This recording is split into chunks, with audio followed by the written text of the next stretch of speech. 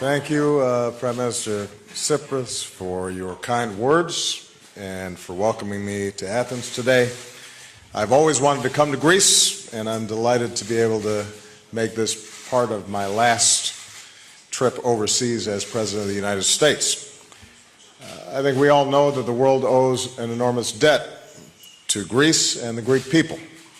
So many of our ideas of democracy, so much of our literature and philosophy and science can be traced back to roots right here in Athens. I'm told there's a saying from those ancient times, kalos ke agathos. When someone or something is good and beautiful on the outside, but it's also good and noble on the inside in terms of character and in terms of purpose. And I think that's a fine description of the friendship that exists between the Greek people and the American people. Now, the ideas of ancient Greece helped inspire America's founding fathers as they reached for democracy.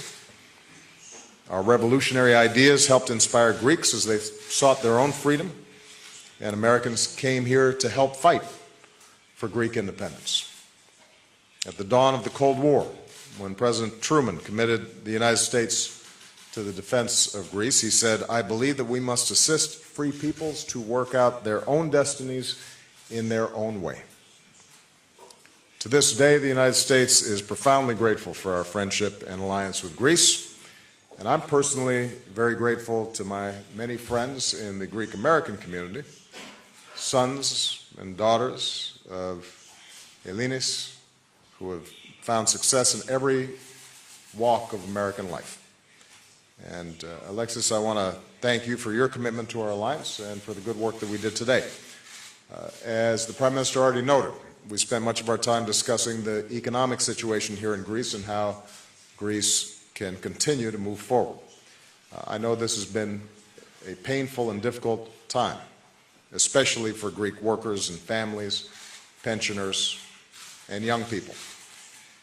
This crisis is not an abstraction, but has had a very concrete and devastating impact on the lives and livelihoods of millions of people across this country. In our meeting, Alexis outlined next steps, including reforms to make Greece more attractive to investment and to prevent the kind of imbalances that led to the debt crisis in the first place. In other words, Greece, under his leadership, continues to do the hard work necessary to recover.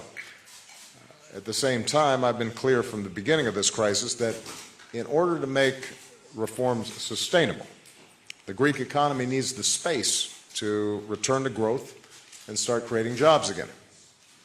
We cannot simply look to austerity as a strategy, and it is incredibly important that the Greek people see improvements in their daily lives so that they can carry with them the hope that their lives will get better. And in this context, as Greece continues reform, the IMF has said that debt relief is crucial. I will continue to urge creditors to take the steps needed to put Greece on a path towards a durable economic recovery, because it's in all of our interests that Greece succeeds. We all want the Greek people to prosper, to be able to provide a good life for their families and their children. That would be good for Greece, that would be good for the European Union, good for the United States, and ultimately good for the world. Beyond economic issues, we discussed the pressing security challenges that we face as NATO allies. I want to take this opportunity to commend Greece for being one of the 5 NATO allies that spends 2% of GDP on defense, a goal that we have consistently set, but not everybody has met. Greece has done this even during difficult economic times. If Greece can meet this NATO commitment, all our allies should be able to do so. We also discussed the need to continue sharing intelligence to help prevent terrorist attacks, the importance of keeping sanctions, including EU sanctions, in place until Russia's fully implemented the Minsk agreement along with Ukraine. As I did privately with Alexis, I want to thank the Greek people publicly for their humanitarian response to the crisis of so many migrants and refugees seeking safety in Europe.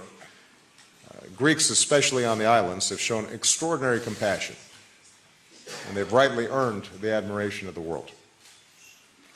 Again, Greeks have done so even as they faced their own great economic hardships, and that's a testament, I think, to their solidarity and commitment to treating people with kindness and fairness.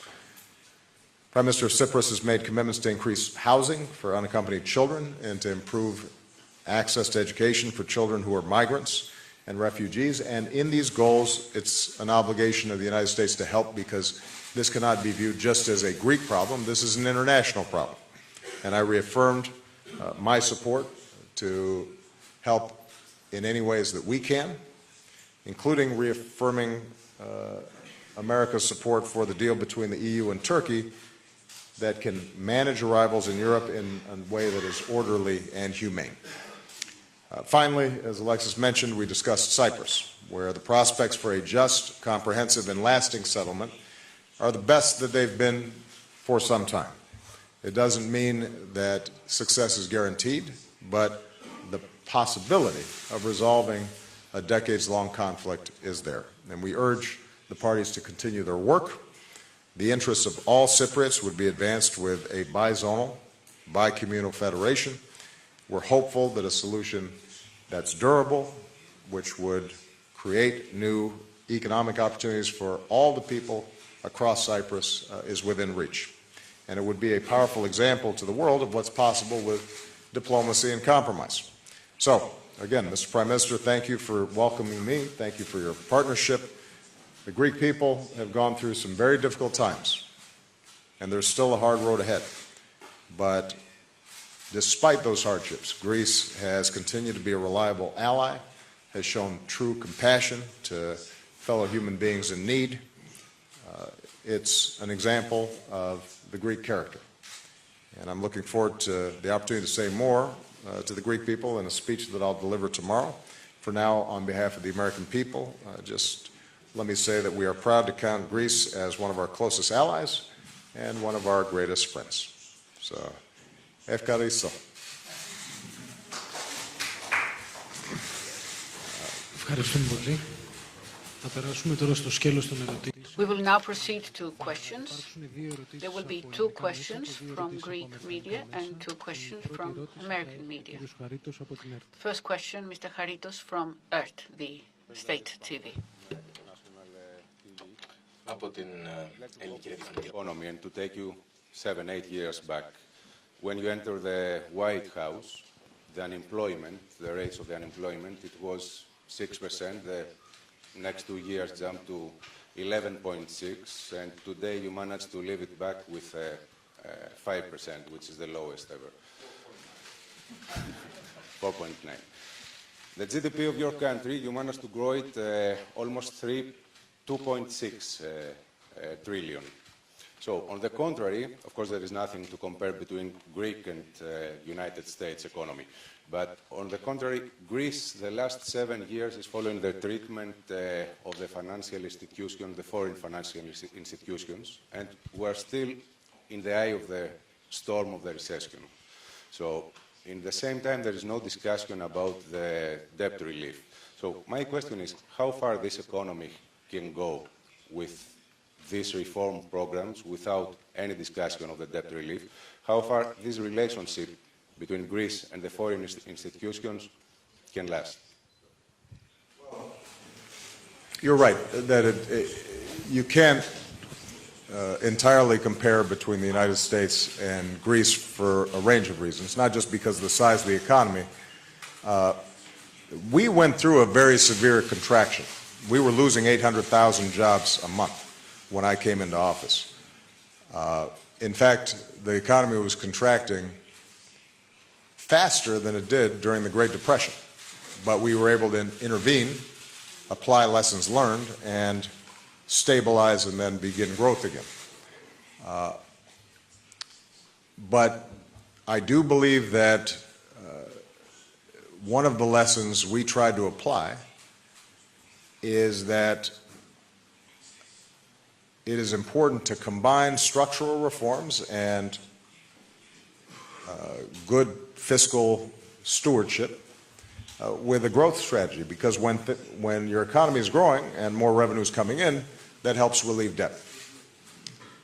And sometimes if your only approach is cutting spending at a time when the economy is contracting, then the economy will contract further and that can add debt. Now, the advantage we had is that the dollar is the reserve currency of the world. Even in the midst of crisis, people were still buying U.S. Treasury bills. We were not part of a broader arrangement like the Eurozone. So it gave us some additional flexibility. But the key lesson that we've drawn from our experience, and it's true that we recovered faster and better, frankly, than most of Europe, is that particularly when the economy is still struggling, putting people back to work, finding ways to spur economic activity, ultimately can help to reduce the structural deficits and debts that countries experience. I think the path that Greece is currently on is the right one. You've engaged in some very difficult structural reforms. And I think the Greek people, although it is difficult and challenging, and the politics of it I know are not good, should appreciate the fact that in this global economy, the Greek economy was going to have to go through some structural reforms. We all do, all the time. The United States has to go through structural reforms in terms of improving our education system, or revamping our infrastructure, or looking at some regulations that weren't properly controlling excesses on Wall Street. So we initiated, or healthcare reform. We had to initiate a whole range of structural reforms. They're not the same as the ones that Greece has had to do, but these were necessary reforms. And the Prime Minister's and his government being willing to move forward on those, I think will lead to Greece being more competitive and a more attractive place for investment in the future. Look, the Greek people are entrepreneurial. There are enormous resources in this country. My hope is that more and more investors around the world see an opportunity to do business here in Greece.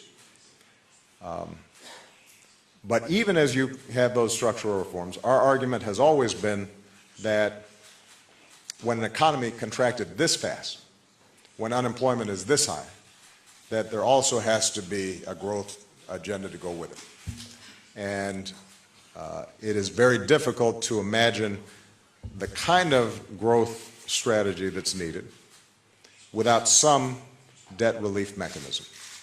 Now, the politics of this are difficult in Europe. I think in fairness to some of the governments up north that I know are not always popular here in Greece,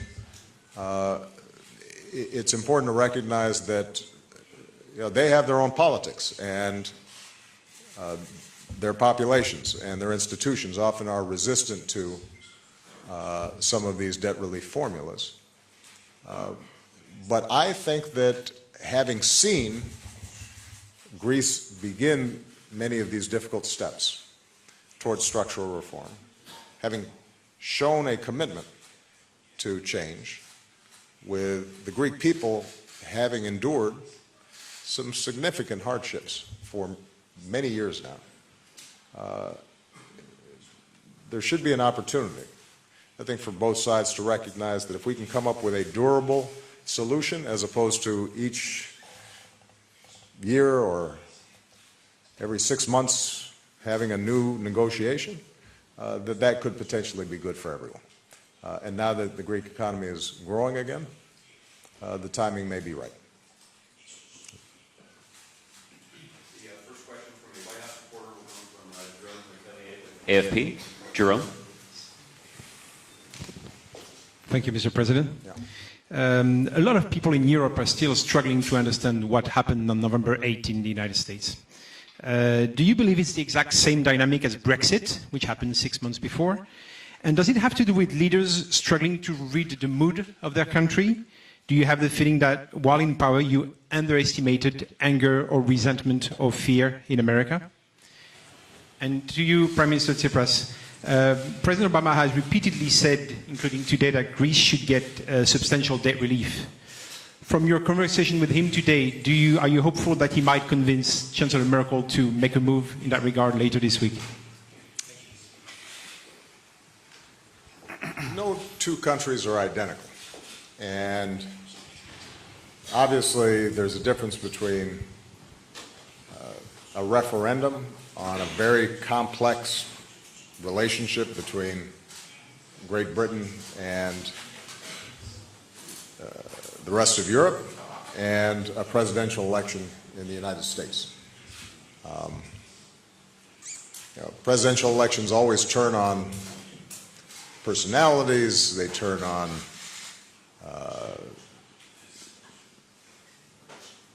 how campaigns are run, they turn on natural desires for change. If you've had an incumbent who's been there for 8 years, there's a temptation to think, well, let's maybe make a change. I think there are a whole range of factors involved. But I do think that there is a common theme that we've seen in a lot of advanced economies and that we've seen around the world, although they manifest themselves in different ways. Globalization, combined with technology, combined with social media and constant information, have disrupted people's lives, sometimes in very concrete ways. A manufacturing plant closes and suddenly an entire town no longer has what was the primary source of employment, but also psychologically. People are less certain of their national identities or their place in the world. It starts looking different and disorienting. And there is no doubt that that has produced populist movements, both from the left and the right, in many countries in Europe. When you see a Donald Trump and a Bernie Sanders, very unconventional candidates, have considerable success, then obviously there's something there that's being tapped into. A suspicion of globalization, a desire to rein in its excesses, a suspicion of elites and governing institutions that people feel may not be responsive to their immediate needs. And that sometimes gets wrapped up in issues of ethnic identity or religious identity or cultural identity. And that can be a volatile mix.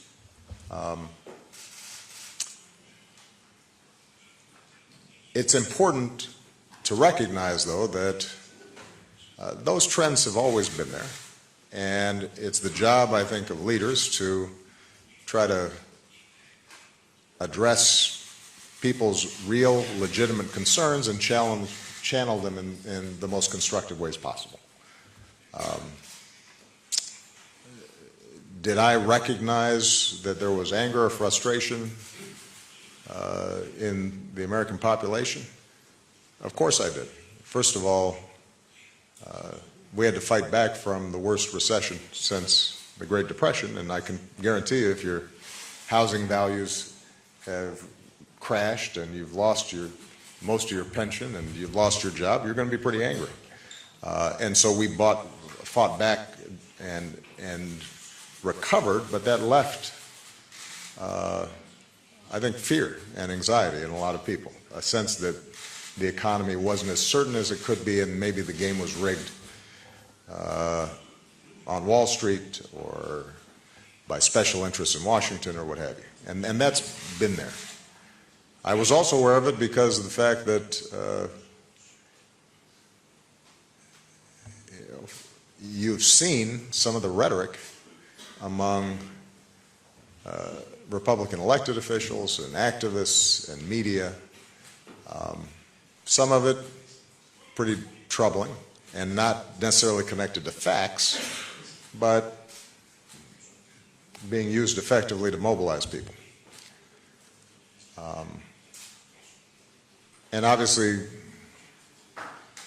President-elect Trump tapped into that particular strain within the Republican Party and then was able to broaden that enough and get enough votes to win the election.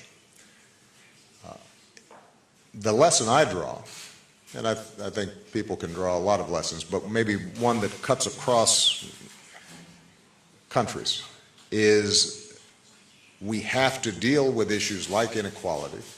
We have to deal with issues of economic dislocation. We have to deal with people's fears that their children won't do as well as they have. The more aggressively and effectively we deal with those issues, the less those fears may channel themselves into counterproductive approaches that pit people against each other. And frankly, that's been my agenda for the last 8 years. I think raising wages, investing in infrastructure, making sure that people have access to good educations that equip them for the jobs of the future. Those are all agenda items that would help alleviate some of those economic pressures and dislocations that people are experiencing. The problem was I couldn't convince a Republican Congress to pass a lot of them. Now, having said that, people seem to think I did a pretty good job. And so there is this mismatch, I think, between frustration and anger. Perhaps the view of the American people is that you just need to shake things up. Time will now tell whether the prescriptions that are being offered, whether Brexit or with respect to the U.S. election, ends up actually satisfying those people who've been fearful or angry or concerned. And I think that's going to be an interesting test, because I think I can make a pretty strong argument that the policies we put forward were the right ones, that we've grown faster than just about any advanced economy. The country is indisputably better off, and those folks who voted for the president-elect are better off than they were when I came into office, for the most part. But we'll see whether those facts affect people's calculations in the next election.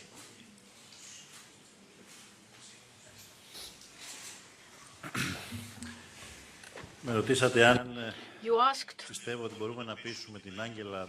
I believe that Angela Merkel could be convinced to make about which are the necessary steps for the recovery of the Greek economy. Well, my answer is I'm very optimistic, and this for two reasons. Number one, Angela Merkel is a German politician, and Germans sometimes insist, sometimes they are disagreeable, but they insist that the agreements must be honored. And what is expected to happen with Greece is that which was agreed last July, August, in the summer of 2015.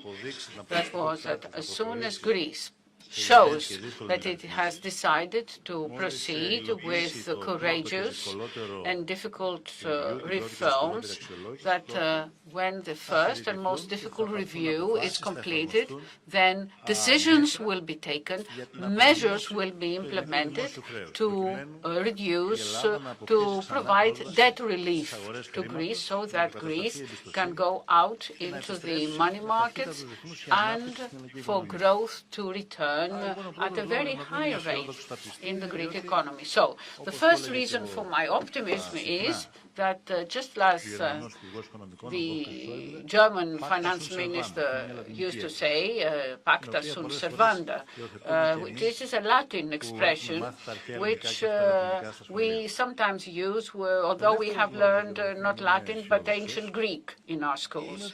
The second reason for which I'm optimistic is that I have met Angela Merkel in person, so has Barack Obama. We were very close together during the period of the huge refugee crisis.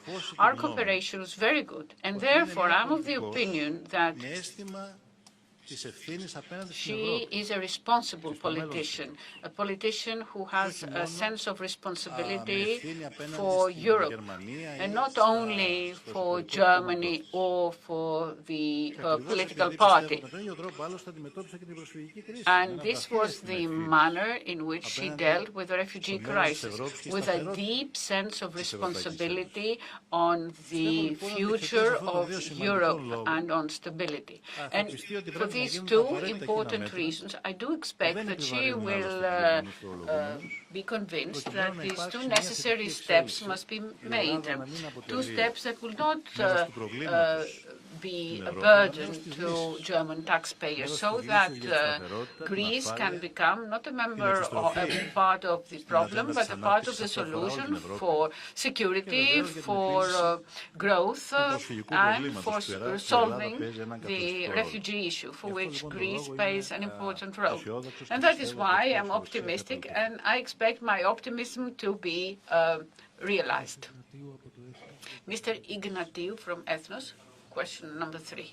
Thank you. It means a lot for us, for you to be here. My name is Michael Ignatiu. I'm the correspondent in Washington for Ethnos newspaper and Mega TV. You said many times, Mr. President, that the way the Europeans handled the economic crisis, had the opposite effect. And also, you talk many times against the austerity. And of course, you are right. Why, in your opinion, you didn't succeed to convince the Europeans to follow your way? And what are you going to do the last 2 months to help Greece and the Greek people? Also, I have a short question about Cyprus. Both of you talk about Cyprus. And it's a dear issue for me, because I born in Cyprus. How can you convince the president of Turkey to end the occupation of Cyprus, Mr. President? Well, let me take the second question first. This is ultimately a negotiation between Cypriots, Turkish Cypriots and Greek Cypriots. And the good news is that you have two leaders who seem genuinely committed to finding compromises and an approach that would serve both their peoples well. If, in fact, you can see a meeting of the minds between them, then the issue will be, can we make sure that all of us, the international community, Turkey, Greece, the United States, support that agreement in a way that can be ratified by both sides. And we've invested a lot of time. Vice President Biden has been actively involved in this. We are encouraged by the progress that's been made. I think there's a window in the next few weeks, months, where this issue was actually resolved. And I think if we can find an equitable solution, it won't provide 100% of what either side wants. There may be some mechanisms for a transition from status quo to the future that both sides envision, but I think it's achievable, and we're going to do everything we can to support the process. With respect to the economy in Europe, again, I think it's important to recognize that in some ways my job was simpler because at least in the first 2 years I had majorities of my party controlling Congress, and I'm just one country. So Congress is hard to deal with. Dealing with multiple parliaments and commissions and unions and this and that and the other, and that's very complicated. And so the need, I think, to operate by consensus, the fact that not all European countries were similarly situated, even though their economy shared a currency, that made their task more difficult. And so I want to make sure that I'm clear that I don't envy the hard job that each European leader had in circumstances that oftentimes they had inherited. What I've tried to do is just offer our best thinking, whether it's in resolving problems in banks quickly, because the quicker you resolve the problems with banks and there's transparency in that process, the faster they recapitalize and are able to make investments. When the economy is shrinking, providing jobs, spending on things like infrastructure can actually increase revenue and drive down debt. And then there's going to be a time at which point that has to be taken care of. I mean, for example, in the United States, our deficits went up in those first 2 years because we're engaging in a lot of emergency spending. Our deficits have now been reduced by 2/3, primarily because we started growing again and we started taking in more tax revenue. So there's some lessons, I think, that are applicable for all countries. And what we've just tried to do is offer the best advice that we can, understanding that when you're dealing with multiple nations, but a single currency, and then a European Union where some people are in the currency and some people are not in the currency, and a European Parliament and European Council, that's a lot of meetings. Okay.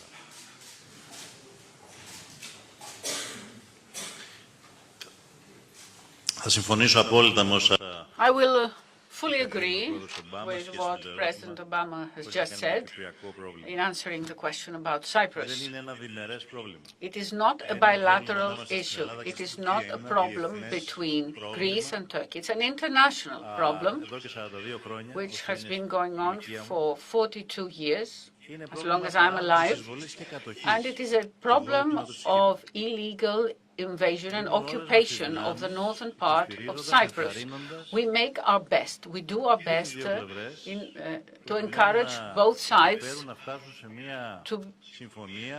to help them reach a fair and equitable and sustainable solution.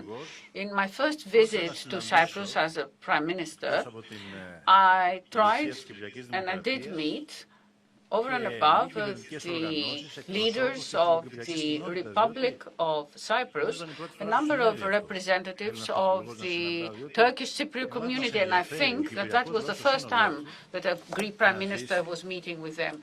We are interested in making sure that the people of Cyprus will be able to live in a reunited Cyprus where they are free, where there's a democracy, freedom, and Cyprus is a member of the European Union.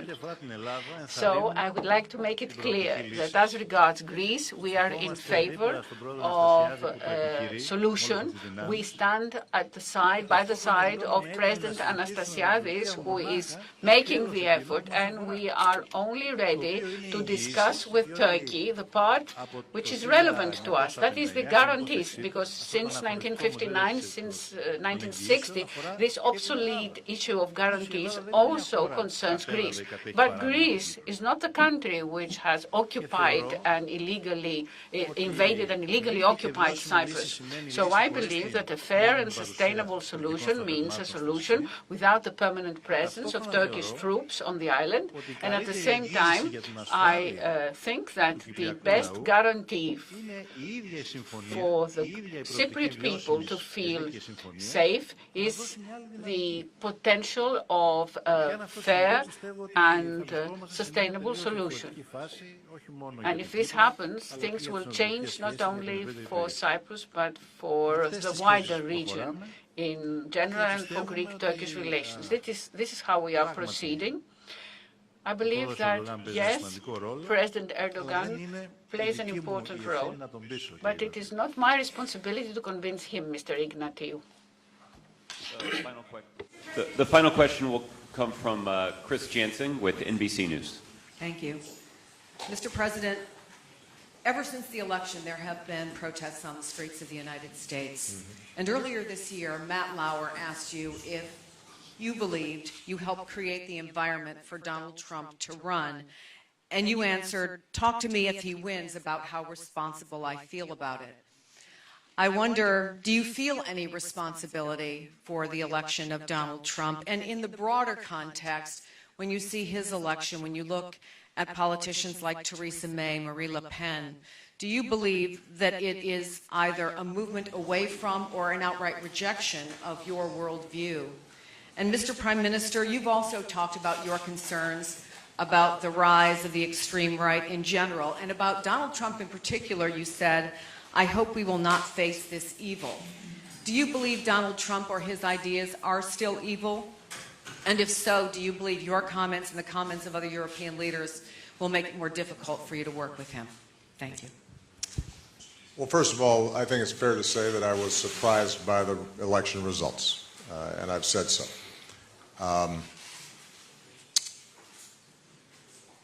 I still don't feel responsible for what the president-elect says or does, but I do feel a responsibility as President of the United States to make sure that I facilitate a good transition, and I present to him, as well as the American people, my best thinking, my best ideas about how you move the country forward. To speak out with respect to areas where I think the Republican Party is wrong, but to pledge to work with them on those things that I think will advance the causes of security and prosperity and justice and inclusiveness in America. I think it's important not to start drawing parallels, for example, between Theresa May, a fairly traditional conservative politician who's now prime minister, and Le Pen in France. Those aren't the same. And the situation in each country is different. I do think, as I said before, that history doesn't move in a straight line. It zigs and zags and sometimes goes forward, sometimes moves back, sideways. I think at times of significant stress, people are going to be looking for something, and they don't always know exactly what it is that they're looking for, and they may opt for change, even if they're not entirely confident what that change will bring. As you know, throughout my presidency, I'm sure as a matter of convenience, I generally haven't paid a lot of attention to the polls. But since your question is directly related to the notion of a rejection of my worldview, last I checked, a pretty healthy majority of the American people agree with my worldview on a whole bunch of things. And I know that that begs the question, well, how is it that somebody who appears to have a very different worldview just got elected? As I said, sometimes people just feel as if we want to try something to see if we can shake things up. And that, I suspect, was a significant phenomenon. I do believe, separate and apart from any particular election or movement, that we are going to have to guard against a rise in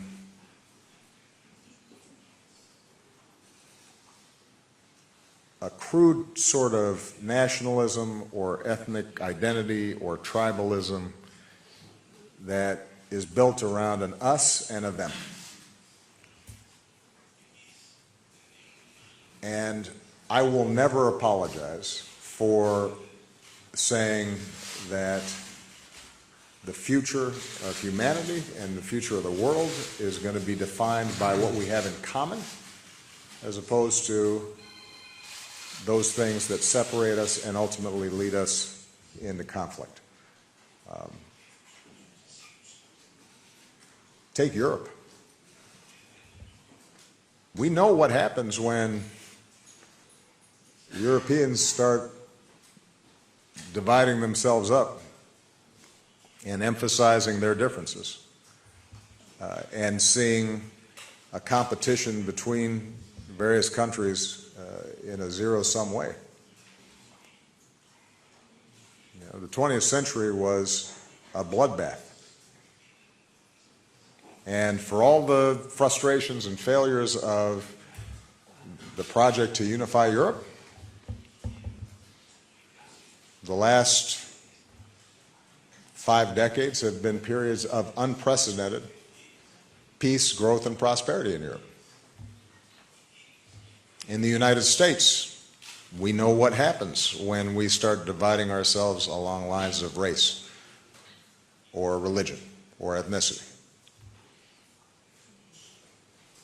It's dangerous, not just for the minority groups that are subjected to that kind of discrimination, or in some cases in the past violence, but because we then don't realize our potential as a country when we're preventing blacks or Latinos or Asians or gays or women from fully participating in the project of building American life. So my vision's right on that issue. And it may not always win the day in the short term in any particular political circumstance, but I'm confident it'll win the day over the long term. Because societies in which we are able to unify ourselves around values and ideals and character and how we treat each other and cooperation and innovation ultimately are going to be more successful than societies that don't. That's my strong belief. And I think I've got pretty good evidence to prove it.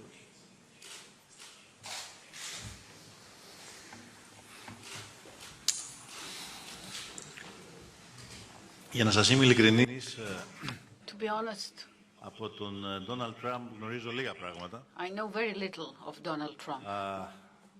Γνώριζα το προηγούμενο διάστημα την επιθετικότητα και τον κεντρικό τρόπο που διάλεξε για να υπερασπιστεί his aggressive manner and the manner in which he defended some unconventional points of view during the election period. Some have told me that I should have read his book before going to bargain in Brussels, The Art of the Deal. I didn't, but I don't think that that was decisive to the result. Still, let me point out that it was one thing what we knew about Donald Trump when he was seeking to become the candidate for the Republican Party. Another thing during the election period, and now that he is a president-elect, and it's quite another when he will be the president of a country that is a major player, a global player. So that is why, contrary to some of my colleagues in Europe, I did not rush to repeat some of the criticism that many of us have made during the election period about Donald Trump. I also believe that if someone would want to radically change the foreign policy of a country such as the United States, which is very difficult, and although some of us in Europe may fear that this may happen, what we should be doing is build bridges, not walls. We are proceeding on the basis of common values. We have more to gain from partnership, from promoting our partnership in dealing with the big global challenges. I therefore believe that in the near future, not much is going to change in the relations between EU, Greece and the United States of America. These are relations that were forged under very difficult conditions and rely on the common values of our people. Thank you,